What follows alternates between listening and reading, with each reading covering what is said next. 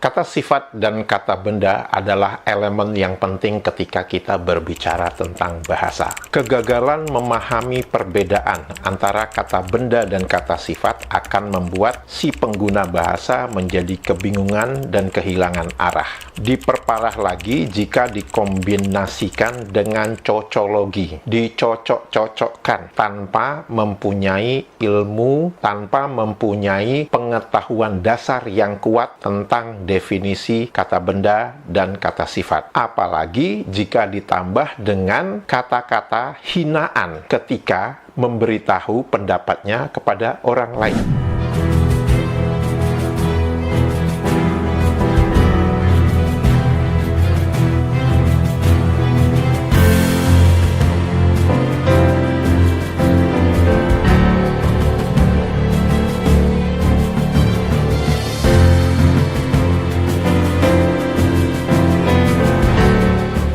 Halo, apa kabar semuanya teman-teman? Semoga kita semua dalam keadaan sehat walafiat. Amin ya robbal alamin. Selamat datang di kanal ini, kanal yang banyak berbicara tentang perbandingan kosakata antara Kamus Besar Bahasa Indonesia dan Kamus Melayu Malaysia terbitan Dewan Bahasa dan Pustaka. Kanal ini juga berbicara pernak-pernik informasi yang berkaitan dengan Malaysia. Semoga itu berguna kepada netizen Indonesia.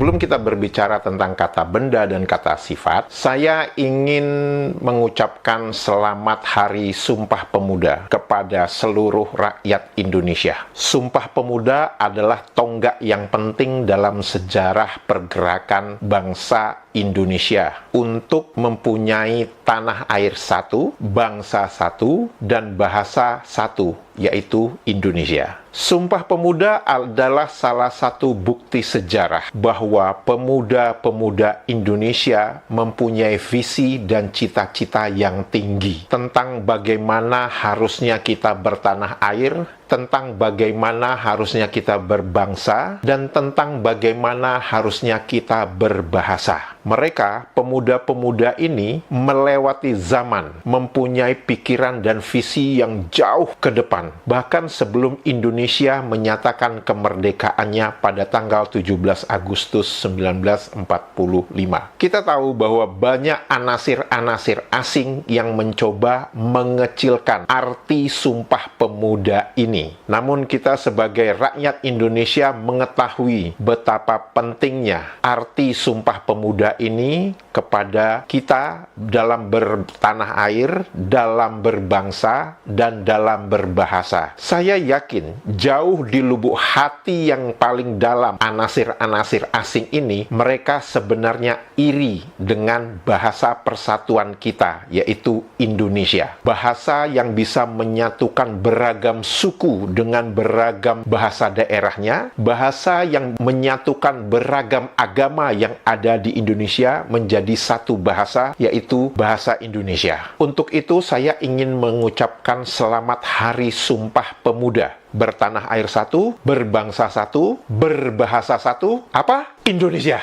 Baik, sekarang mari kita berbicara tentang definisi kata benda dan kata sifat. Agar kita semua mempunyai kerangka berpikir yang sama. Agar kita mempunyai pengertian yang sama tentang definisi kata benda dan kata sifat. Sehingga nanti kalau kita berdiskusi, atau nanti kalau teman-teman memberikan tulisan di kolom komentar, itu bisa lebih fokus.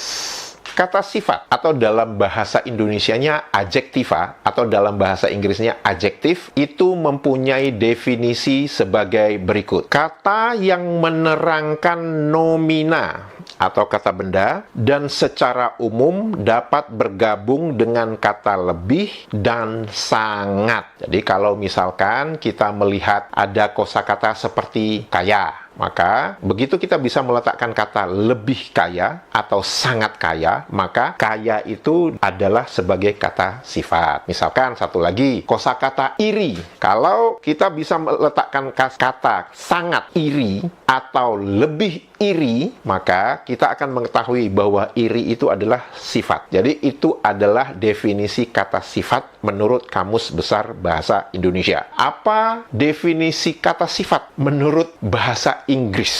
Kan ada beberapa orang ini sukanya merujuknya kepada bahasa Inggris gitu kan ya, karena mereka sepertinya nggak bisa lari dari penjajahnya begitu. Adjective is a word that describes or modifies a noun or pronoun by providing more information about its qualities, quantity, or state. For example, in the phrase a red apple, the word red is an adjective describing the color of the apple. Jadi maksudnya, adjektif adalah sebuah kata yang menerangkan sebuah kata benda dengan memberikan informasi tentang kualitas, kuantitas, dan keadaan. Sebagai contoh, dalam kalimat sebuah apel merah, kata merah itu adalah kata sifat yang mendefinisikan warna dari apel. Teman-teman sudah melihat apa definisi adjektif menurut Kamus Besar Bahasa Indonesia dan menurut bahasa Inggris. Sekarang mari kita lihat apa definisi kata benda menurut Kamus Besar Bahasa Indonesia. Kata benda atau dalam Kamus Besar Bahasa Indonesia disebut nomina, yaitu kelas kata yang dalam bahasa Indonesia ditandai oleh tidak dapatnya bergabung dengan kata tidak. Misalnya rumah adalah nomina karena tidak mungkin dikatakan tidak rumah. Biasanya dapat berfungsi sebagai subjek atau objek dari klausa. Jadi kalau misalkan kita mempunyai kamera, maka begitu kita menyebutkan tidak kamera, maka kamera kita ketahui itu adalah sebuah kata benda. A noun is a word that identifies a person, place, thing, or idea. Kata benda itu adalah kata yang merujuk kepada seseorang, tempat, sesuatu, dan ide. Sebagai contoh, for example, in the sentence, the cat sat on the mat. Both cat and mat are nouns. Jadi maksudnya sebagai contoh adalah seperti kalimat ini. Kucing duduk di atas karpet. Ya, maka kucing dan karpet itu adalah kata benda.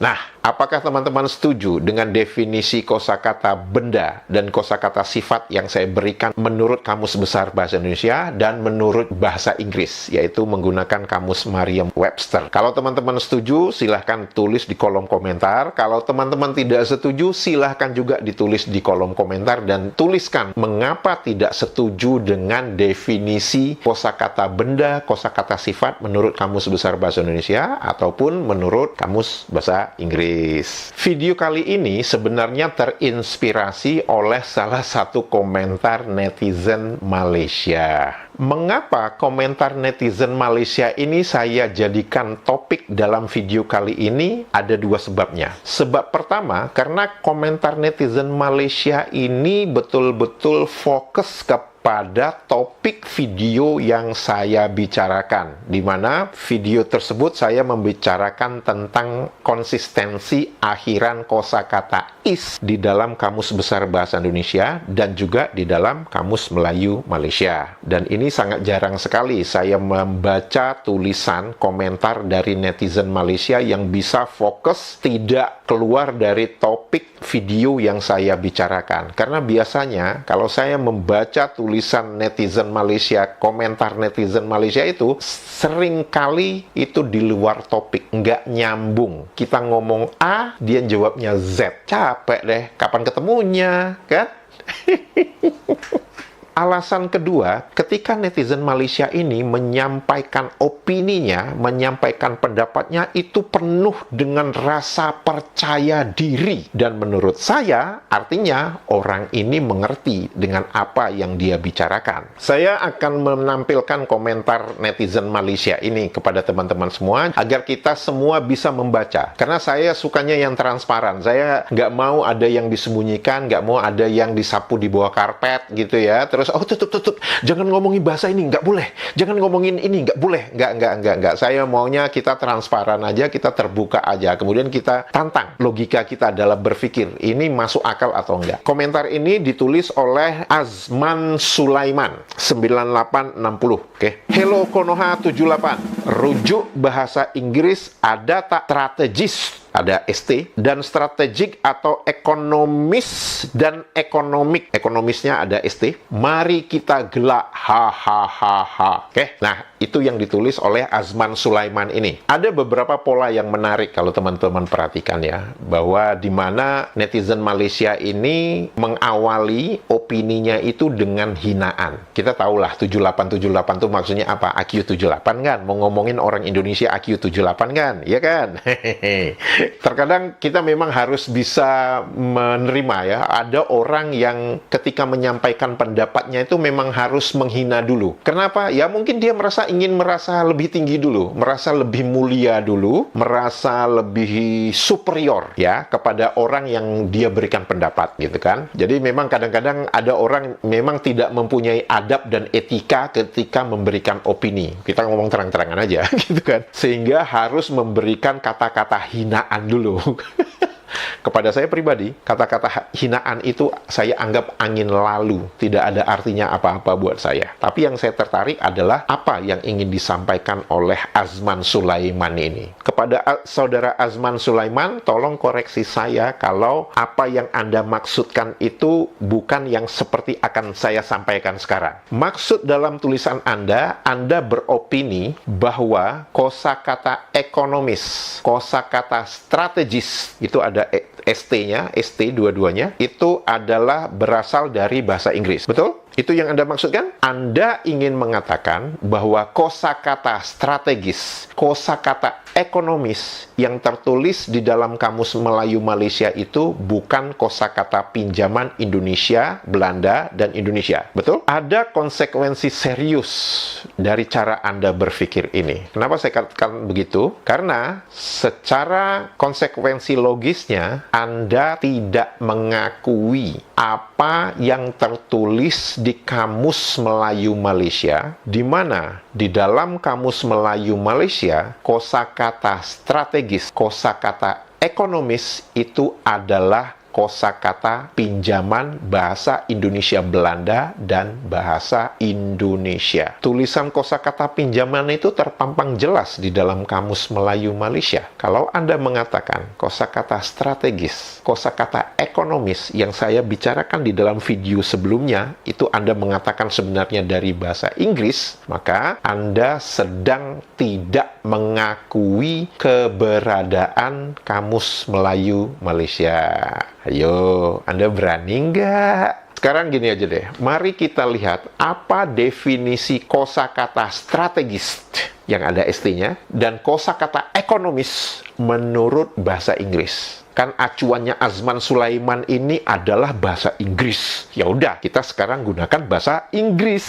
A strategist is someone skilled in planning and devising strategies to achieve specific goals, often in context like military, politics, or business. Kalau saya terjemahkan dalam bahasa Indonesia, strategis itu adalah seseorang yang mempunyai keahlian dalam merencanakan dan mengimplementasikan strategi untuk mencapai tujuan-tujuan tertentu dan seringkali berkaitan dengan militer, politik, atau bisnis. Sekarang mari kita lihat apa definisi ekonomist yang ada ST tadi. Is an expert in the field of economics which involves studying how societies use resources to produce goods and services and distribute them among individuals. Kalau saya ingin terjemahkan dalam bahasa Indonesia, ekonomis adalah seorang ahli dalam bidang ekonomi yang berkaitan dengan studi bagaimana komunitas menggunakan sumber daya untuk menghasilkan barang dan jasa dan menyebarkan barang dan jasa itu kepada setiap orang. Kepada Azman Sulaiman, coba dibaca lagi ya definisi Kamus Bahasa Inggris ini. Ekonomis itu adalah seorang ahli. Strategis itu adalah someone. Nah, kalau someone atau ahli itu kata benda atau kata sifat ya?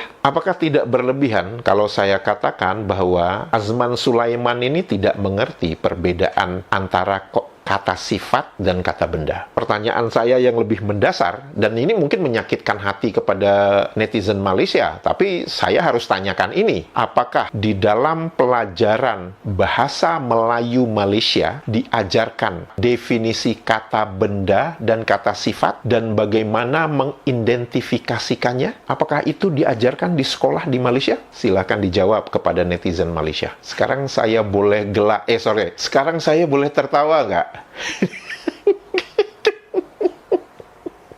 Teman-teman sudah melihat apa definisi kata sifat dan apa definisi kata benda. Dan kita bisa melihat sendiri bagaimana argumentasi yang dibangun oleh netizen Malaysia ini untuk mempertahankan bahwa strategis dan ekonomis itu adalah dari bahasa Inggris. Di dalam bahasa Inggris, strategis dan ekonomis itu adalah kata benda. Nah, logika yang tidak masuk adalah begini, bagaimana bisa di dalam kamus bahasa Inggris, strategis dan ekonomis itu adalah kata benda, kenapa begitu masuk di dalam kamus Melayu Malaysia menjadi kata sifat? Coba silakan Saudara Azman Sulaiman ditulis di dalam kolom komentar kalau Anda melihat video ini. Jika video ini bermanfaat kepada teman-teman dan menambah pengetahuan, jangan lupa jempolnya dan jangan lupa untuk subscribe kanal ini. Jika teman-teman ingin mengetahui mengapa ada rakyat Malaysia yang bersikukuh mengatakan bahwa bahasa Indonesia itu bahasa Melayu, teman-teman bisa mengklik tautan di sebelah kanan saya. Dan untuk itu saya ingin mengucapkan terima kasih. Sehat walafiat selalu. Sekali lagi, selamat Hari Sumpah Pemuda.